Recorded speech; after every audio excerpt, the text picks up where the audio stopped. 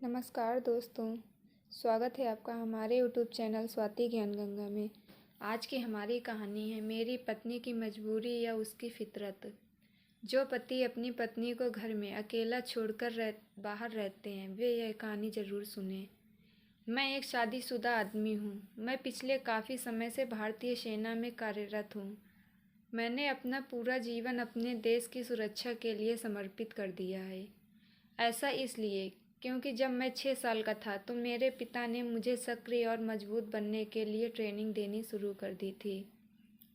वह चाहते थे कि मैं भी उनकी तरह भारत माता की सेवा करूं। दरअसल मेरे पिता एक सेनाधिकारी रह चुके हैं। उन्हीं की वजह से मुझमें प्रतिबद्धता, साहस और निरंतरता जैसे मजबूत मूल्य पैदा हुए हैं। यही एक वजह भी है कि परीक्षा उत्तीर्ण करने के बाद सीधा भारतीय सेना में शामिल हो गया। मैंने अपने पूरे जीवन में एक सख्त अनुशासित दिनचर्या का पालन किया है।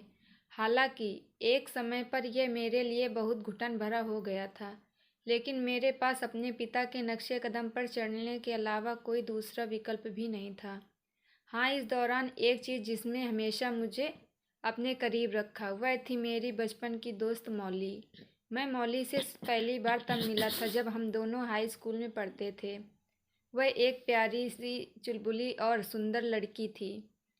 जब मैं हर तरफ से अकेला महसूस कर रहा था, अपने जीवन में सब कुछ हार गया था, तब उसने मुझे थामने की हर संभव कोशिश की थी। उसने मुझे वह आदमी बनने में मदद की जो मैं आज हूँ। हालांकि हम दोनों एक दूसरे से बिल्कुल अलग हैं। ऐसा इसलिए क्योंकि मैं बहुत ज़्यादा अपने में रहने वाला व्यक्ति हूँ, या यूँ कहें कि अंतर्मुखी किस्म का हूँ, जबकि मौली को लोगों से मिलना जुलना बहुत अच्छा लगता है। उसकी इसी आदत से मुझे प्यार है कि वह पल भर में ही हर किसी को अपना बना लेती है। ऐसे में जब मैंने माता पिता को हमारे रिश्ते के बारे में बताया तो वह खुशी खुशी हमारी शादी के लिए राजी हो गए और बहुत जल्द हमने शादी कर ली। हमारे वैवाहिक जीवन शुरू होने के 2 हफ्ते बाद मुझे असम के सिलचर शहर में तैनात कर दिया गया था। हालांकि मैं अपनी शादी का लुत्फ़ उठाना चाहता था। मैं मौली के साथ समय बिताना चाहता था। मैं अपनी खुशी का आनंद भी लेना चाहता था। लेकिन अपने कर्तव्य के कारण मुझे इन सब चीज़ों को छोड़ना पड़ा। शायद ऐसा इसलिए भी क्योंकि मैं अपने पिता को निराश नहीं करना चाहता था। मैं अगले ही दिन अपना सामान पैक करके असम के लिए निकल गया। सिलचर में मुझे तैनात हुए दिन, सप्ताह और कई महीने बीत गए। मौली मुझे मिलने के लिए बुलाती रही, लेकिन मुझे उससे मिलने का एक भी मौका नहीं मिल सका। मैंने फ़ोन करने की बजाय पुराने समय की तरह उसको पत्र लिखना शुरू कर दिया। हालांकि हम वीडियो कॉल पर बात करते थे, लेकिन इसके बाद भी मैंने उसे लेटर लिखना जारी रखा। हाँ, वो बात अलग है कि मेरे भेजे गए पत्रों पर उसका कभी जवाब नहीं आता था, लेकिन इसके बाद भी मैं उससे बहुत प्यार करता था। मौली से आखिरी बार मिले हुए मुझे लगभग 1.5 साल हो चुका था। इससे दूर रहने का दर्द हर पल मुझे बहुत सताता था। मैं उसके पास वापस जाने के लिए तरस रहा था, लेकिन अफसोस मुझे अपने कर्तव्य के प्रति ईमानदार होना पड़ा। हालांकि 1.5 साल और 3 महीने के बाद मुझे 2 सप्ताह के लिए घर वापस जाने का मौका मिला। मैं बहुत ज़्यादा खुश था। चेहरे पर मुस्कान लिए मौली मेरा इंतज़ार कर रही थी। उसे देखकर मुझे बहुत ज़्यादा राहत महसूस हुई। उसके साथ पहले 2-4 दिन पूरी तरह से आनंदमय थे, लेकिन 1-2 दिन बाद मैंने देखा कि वह बहुत ज़्यादा परेशान है। वह मुझे थोड़ी अलग सी लग रही थी। हालांकि मैं उसकी परेशानी समझ नहीं पा रहा था, लेकिन यह भी सच है कि मैं दुख के पलों के बारे में सोचकर अपना खुशी का समय गंवाना नहीं चाहता। इसलिए उसे खुश करने के लिए मैं जो कुछ भी कर सकता था मैंने सब किया।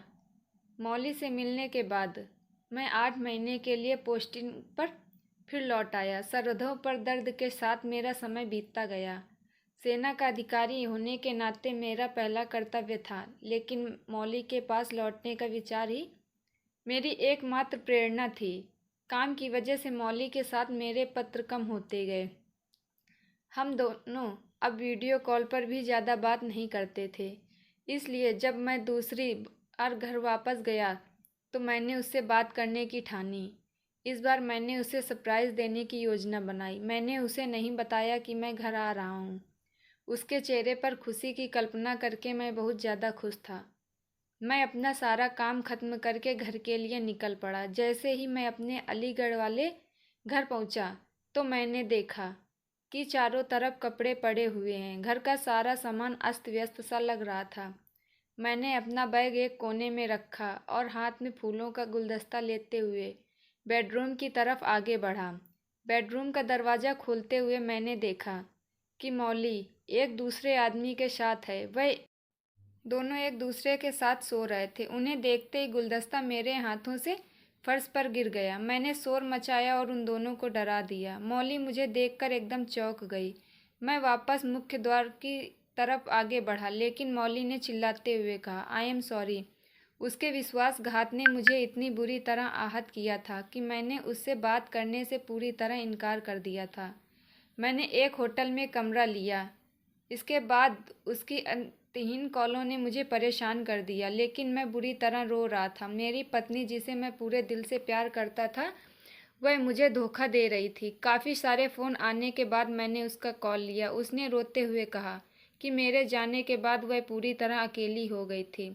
उसके अकेलेपन ने मुझे धोखा देने के लिए प्रेरित किया। वह मेरे आगे माफ़ी मांग रही थी।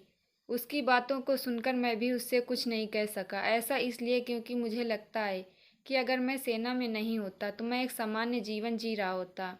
मैं हर दिन उसके साथ रहता था। अगर मैं वहाँ होता तो उसने मुझे कभी धोखा नहीं दिया होता। इस घटना के बाद एक सेनाधिकारी के रूप में मैं अपने देश के लिए लड़ने का मेरा संकल्प कम होने लगा। मैं अपनी नौकरी बदलना चाहता था, लेकिन मेरे पिता को निराश करने की सोच ने मुझे ऐसा करने से रोक दिया। मुझे नहीं पता कि मेरा जीवन मुझे किस रास्ते पर ले जाएगा, लेकिन आज मैं जिस स्थिति में हूँ उसके लिए मैं मौली या खुद को कभी माफ़ नहीं कर पाया हूँ। दोस्तों, यह कहानी आपको कैसी लगी प्लीज़ कमेंट में ज़रूर बताइएगा।